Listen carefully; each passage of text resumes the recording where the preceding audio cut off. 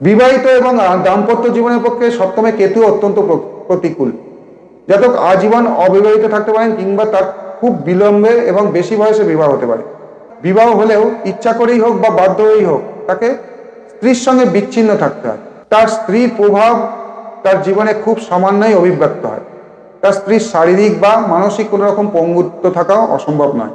জাতকের নিজের অবিবেচনা বা নির্বুদ্ধিতায় অনেক শত্রু সৃষ্টি হয় এবং অনেক নিজ ব্যক্তির শত্রুতায় তার উৎপীড়িত হওয়া খুবই সম্ভব। অংশীর ব্যাপারে অংশীদারের ব্যাপারে তার দুঃখ আশাভঙ্গ অবশ্যম্ভাবী। জাতক ভ্রমণ বিলাসী ও অসুখী হয়, তার জল ভয়ের সম্ভাবনা থাকে।